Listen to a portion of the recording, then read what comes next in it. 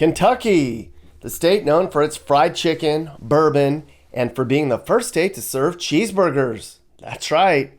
There's a lot of reasons why somebody might want to move to this state, not because of the cheeseburgers.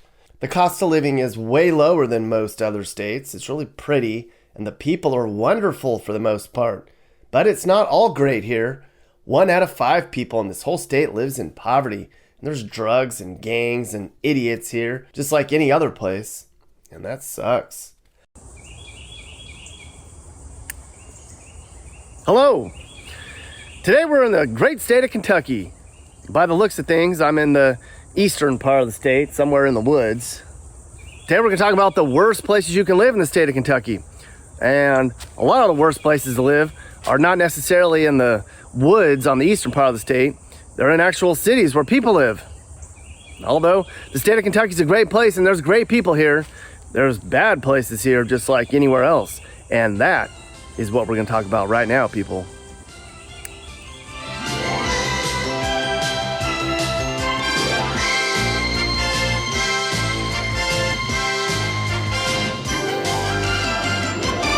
We begin our tour of the worst places you can live in Kentucky here in Louisville. Now I know some of you are saying there's way worse places to live in Kentucky than Louisville, but when you look at the crime and the drugs and the segregation here, this place has some big issues. Most of the worst part of Louisville is on the west side of downtown. Anything west of the Kentucky Derby is where most of the trouble is, and it's this side of town that gives Louisville a bad reputation. This is where you're going to find a lot of the shootings and gangs and poverty and knuckleheads. You want to get your noodle knocked? Go to West Louisville. Crime has surged to new highs in this city, and a lot of that happens over here on the west side. During the time I drove through Louisville, it had been experiencing a deadly surge and set a new record for murders. Louisville had set a record for homicides in 2019, and then a new record in 2020, and then a new record in 2021, and barely a third of these murders are solved. Because of all this, Louisville's having trouble recruiting new police officers. In 2020, 190 cops left the Louisville metro area. Can you imagine that? 200 cops leaving in 1 year. One local official said in today's climate, cities like Louisville are finding that the pool of people wanting to become cops is shrinking every day, and that is a damn shame. Downtown Louisville isn't so bad, but after the riots happened here, things really haven't gotten back to normal again. Our next stop along our worst tour of Kentucky brings us to Pikeville, a small town with a big past. It's known for its railroad history and for being the home place to the world's most famous feud, the Hatfields and the McCoys. It's in the mountains of eastern Kentucky. This whole area has been plagued with drug addiction and rural poverty. As a result, a lot of people are moving away from here. There just aren't a lot of jobs out this way. 7% of people are unemployed and almost 30% live in poverty. Not to mention drugs are rampant in Pikeville. It's not uncommon to find that your neighbors are on meth here. Rumor is the tap water is contaminated here too. That sucks. You can expect to pay about $89,000 for a home here, but would you want to? Crime is definitely a factor in the low cost of homes. Your chance of being the victim of crime in Pikeville might be as high as 1 in 28 in the east neighborhoods, or about 1 in 50 in the southeast part of the city.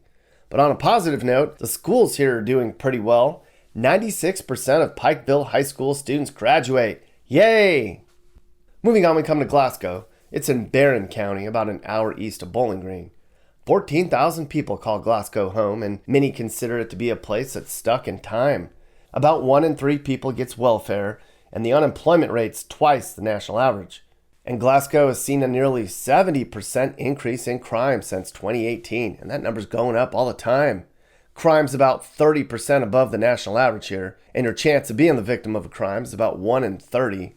Drug use has been growing in Glasgow too, and the city's court's currently undergoing a drug trafficking trial. Uh-oh. You can get a home here for about $160K, but taxes are high here for some reason. Downtown isn't so bad.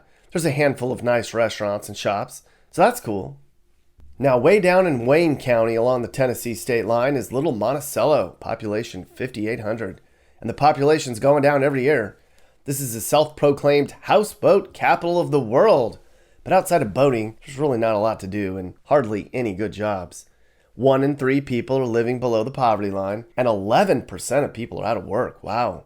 You can get a home here for about $100K, so if you're into outdoorsy stuff and didn't have high expectations for stimulating conversation, I guess this place wouldn't be too bad. Not too far away is Lebanon, Kentucky, where there's about 5,000 people up here in Marion County. 1 in 3 residents here, too, lives in poverty, and 18% of people are unemployed. 18%! This definitely isn't the place to move to if you're looking for decent job opportunities and growth. Most people here are working at Kroger making minimum wage. With all of Lebanon's financial problems, other areas of life have deteriorated as well. It's no secret that Lebanon is not the safest city. Your chance of being the victim of crime here may be as high as 1 in 10 on the east side of town, or on the west side of town it's 1 in 60. Here's an idea of the type of idiots who live here. The cops are looking for somebody who shot a cat with a damn bow and arrow. Who does that? When you look for things to do here, one of the highest rated tourist stops is a cemetery. That's not good. Some residents say they adore how small their city is and how tight-knit they feel their community is, while others completely feel bored and wish they could leave as soon as possible. Our next bad place to live is Russellville, down in Logan County, a bit west of Bowling Green. 11% of people are out of work, and 1 in 4 people gets welfare bennies. With so many people out of work and not many things to do for fun, crime here is outrageous. Residents have a 1 in 30 chance of being the victim of a crime every single year. But it's cheap here. You can expect $123,000 for a house. That's just how it is in Kentucky. It's cheap, but you got to deal with all the stuff we're talking about. Next up is MAYSVILLE. There's about 9,000 people here, tucked way up along the Kentucky-Ohio border. 25% of people who live here live below the poverty line, and jobs are scarce. Most people here wind up working in fast food. There's just no real job scene here. And crime and drugs have had their way with this dwindling city. Drug addicts roam the streets on bikes selling drugs to people. Meanwhile, residents feel the police don't make it a priority to keep up with the really big meth and heroin problem.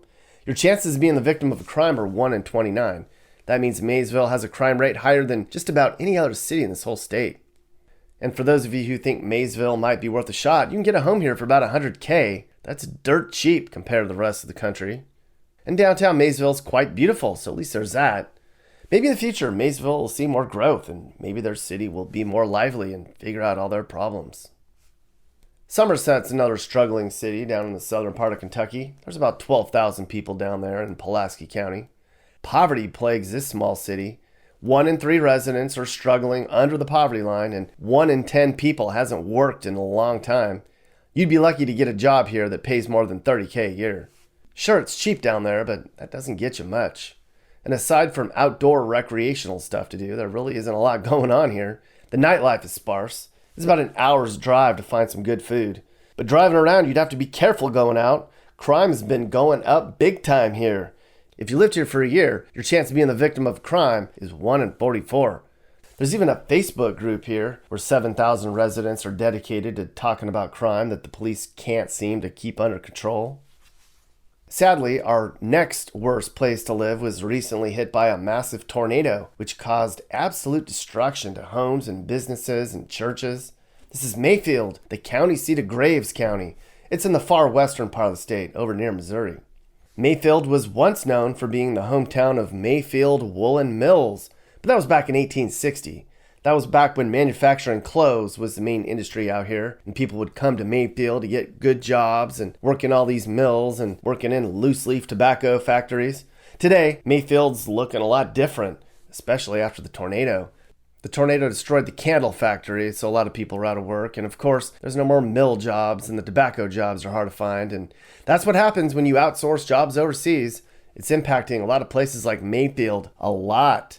Are we going to bring these jobs back? Probably not. And where's our worst place to live in Kentucky? That would be Little Oak Grove, which is right next to Fort Campbell, right on the Tennessee state line. Homes are pretty cheap here. You can get one for about $150K. That's just dirt cheap. But again, you get what you pay for. Crime is definitely a factor and why it's one of the cheapest places to live. Drugs and crime are just terrible here. 1 in 4 people's on welfare and a whole bunch of people are out of work.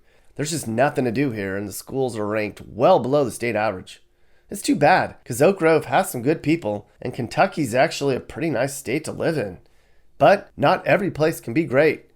And we just talked about some of the worst of them.